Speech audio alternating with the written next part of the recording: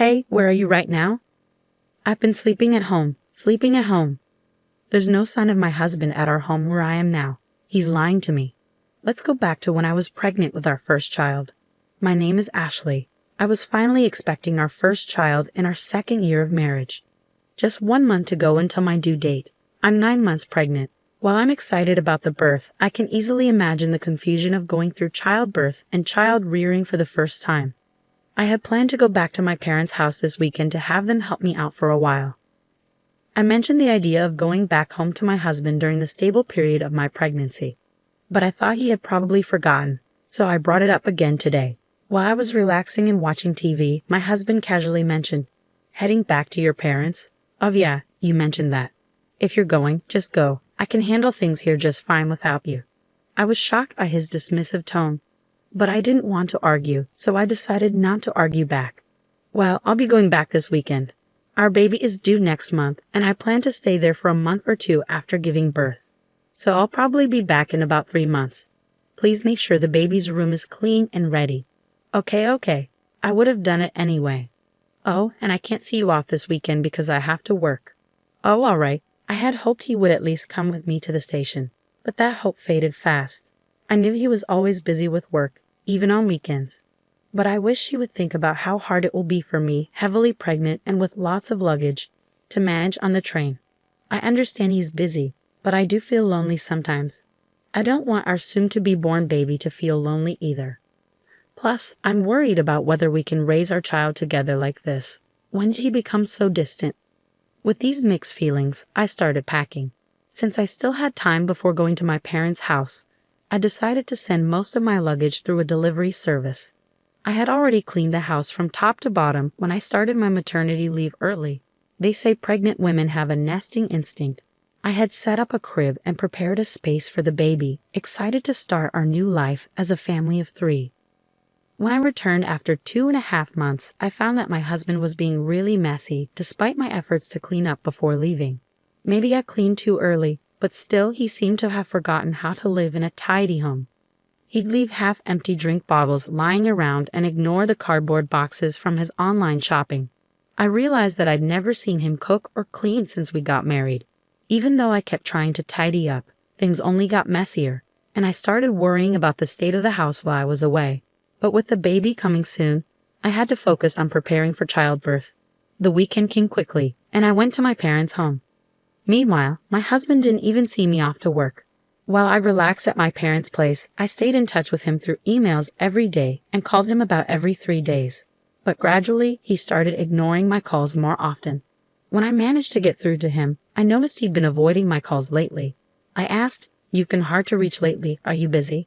But his answers were vague, like sort of, or not really. Then I asked him nervously, "You're not cheating on me, are you?" I've heard some men do that when their wives are pregnant. He sounded annoyed and denied it, saying, "No, why would I do that?" It's frustrating to be accused. Feeling uneasy, I quickly apologized. Having these worries while carrying our precious baby wasn't good for my mental health. I needed to trust my husband, I decided. A few weeks later, I started having labor pains. As I prepared to go to the hospital, I called my husband. I felt embarrassed to show how much pain I was in, but I really wanted him there when our baby was born. I thought surely he'd be touched by the birth of our child. I'm in labor. It usually takes about half a day for the first baby to arrive, so if you leave now, you should make it in time. I really want you here when the baby is born. You can even cut the umbilical cord. When I asked him to come, my husband sighed in annoyance. "What? You want me to come by train right now?" "Sorry, I'm tired too, I can't. I have work tomorrow." I was shocked. "Are you still talking about work at a time like this? Our baby is being born. Isn't our child more important than work?" He snapped back, "Stop it. My job can't be replaced. This is a once-in-a-lifetime moment, I know. But my work is crucial. If I don't do it, it won't get done. Can't you understand? I have to go. I'm busy." And he hung up. I tried to convince him, but he wouldn't listen. As I sobbed through the pain of labor, I wondered why he was so indifferent to our child's birth. From the moment I found out I was pregnant, my child became my priority. But as a father, he seemed so distant. So I faced childbirth alone. The pain lasted a whole day, and the next day, a beautiful baby boy was born. The baby was so tiny, adorable, and dearly loved. After leaving the hospital, my parents doted on him, teaching me all sorts of things about taking care of him. Within a month, I had gotten pretty good at giving him baths. My parents worried about me, though. "Are you sure you're okay with your husband? We can't help but worry about you when we leave." But not wanting to trouble them, I reassured them, saying, "I think I'll manage somehow. My health is improving faster than I thought. I might go back home next week," I told them. "Really, don't overdo it. Let us know if anything happens," they replied. People often say that recovering from childbirth is like recovering from a car accident, but thanks to hormones, I was in good spirits and my body was healing well. I was also getting the hang of taking care of the baby, so I decided to go back home a bit earlier than planned. While I stayed with my parents, my husband hardly reached out, and even when I sent him photos and videos of our son, he didn't seem interested. I figured maybe the feeling of being a parent really kicks in when you're actively involved in raising the baby, and perhaps he wouldn't feel like a father until he spent time with our son. That's what I hoped, at least. It kept me going. I decided to surprise my husband by having my parents drop me off at home. I didn't tell him I was coming, but he should have been home since it was his day off. I wondered how he'd react when he saw our baby for the first time. Would our baby like our home? After a few hours' drive, we got home. I held our son while my parents brought in our luggage, and I unlocked the door. But when we walked in, the house was dark and silent. "We're back a bit earlier than expected, but we're home now." "Huh, no one's here. What's that smell?" As we stepped into the living room, a terrible odor hit us. When we turned on the light, we couldn't believe what we saw. The room was a mess, like a garbage dump. Dirty dishes and half-eaten food cluttered the sink. Clothes and trash were strewing all over. And there was even moldy juice sitting out, stinking up the place. The table was covered in stains and grime. The bathroom was also filthy, with black mold in the shower and sink, and the toilet was dirty and smelly. And worst of all, the crib we had prepared for our son was filled with unused cardboard boxes and trash bags. I had asked them to keep the house clean for our baby, but this was the opposite, and I was shocked. There's no way we can live in such a dirty house, and I'm especially upset about the crib being ruined. Seriously, what's going on here? There was no way we could raise a baby in a place like this. My parents were furious and searched for my husband, checking every room, but he was nowhere to be found. Where could he be on his day off? Was he working another weekend shift? But we couldn't even confirm if he had been working those shifts before. He wasn't paid extra for weekend work, and his company followed the regular work schedule. I had been suspicious of his disappearing acts on weekends. "Let's try calling him," I suggested. Unable to bear being in the messy room any longer, I ushered my confused parents outside and dialed my husband's number. But he didn't pick up. Finally, after the third attempt, he answered. "Hey, where are you?" I asked. "I'm at home," he replied. "Why?" "Just at home," he repeated.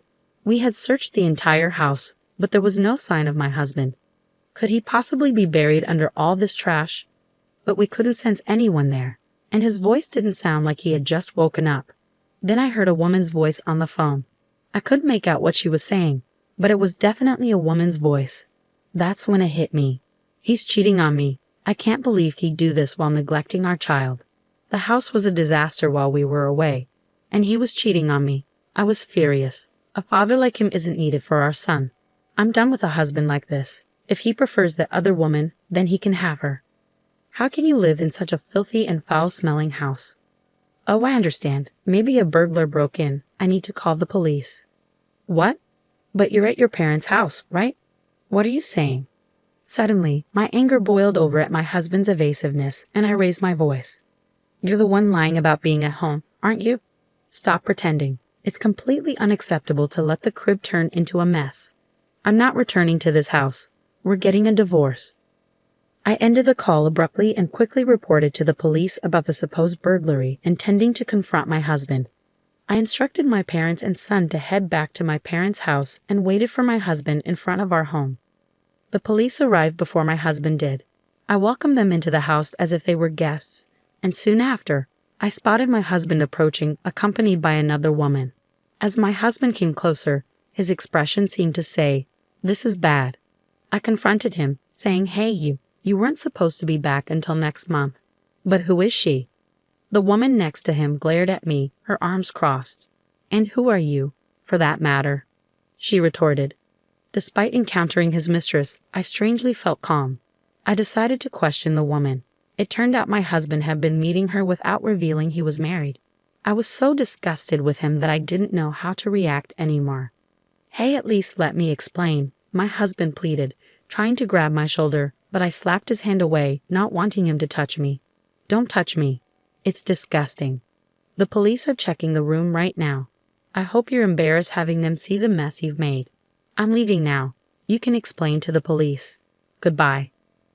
Leaving them stunned, I went back to my parents' house, ignoring the numerous calls from my husband. That night, I finally decided to respond. It seemed he had explained the situation to the police, and he returned home looking troubled. It must have been embarrassing for him to see the police struggling in the messy room, but he brought it upon himself. After being rejected by the woman he had been deceiving, all that was left for him was shame and a wrecked house. Please, I'm sorry. Come back. I've been looking forward to seeing our son, he pleaded. If he truly felt sorry, he should have come to my parents' house at least. Thinking he could apologize over the phone, and everything would be fine shows what kind of person he is. I can't imagine a future with him. Even though you never showed any interest before, you suddenly care? You weren't even there when I gave birth, despite me asking you to come several times, I pointed out. Well, I thought you knew that I would. I'll clean up the room. I can't do household chores without you. I need you, he pleaded. I could imagine my husband growing more desperate and flustered on the other end of the line as I continued to reject him. No matter how much you beg, it's not happening. You should have stuck with that woman. If you can't handle housework, have her do it for you, I responded firmly. But that was just a fling. It was a momentary lapse. You're the only one for me, Ashley, he insisted. A fling? Weren't you seeing her every time you said you had to work overtime? I countered. Well, that's a different. He trailed off, unable to explain himself. I pressed my husband, who was mumbling incoherently, and he confessed that he had been cheating on me with multiple women from his high school that he had reconnected with at a friend's wedding party.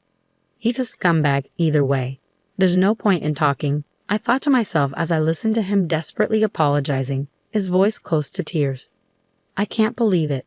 You disgust me. Were you planning to touch our son with those hands? Unthinkable, I said, feeling a chill run down my spine. I won't do it again. I'll come to pick you up right now. I want to see you and our son. I'll prove my sincerity. Let's go home together, he pleaded. I couldn't believe what I was hearing from his defiant voice. What was he thinking at this point? I can't trust you. There's nothing more to talk about. I'll raise our son on my own, I declared firmly. Ashley, please forgive. He began, but I hung up before I could hear the rest of his words. The sound of the call ending echoed emptily in my ear, and that marked the end of our short marital life. Half a year has passed since then, and I've decided to start working, relying on my parents for support. Once I've saved up enough money, I intend to leave my parents' house and start living on my own with my son. I'm in the midst of divorce negotiations with my husband, mainly for the sake of alimony.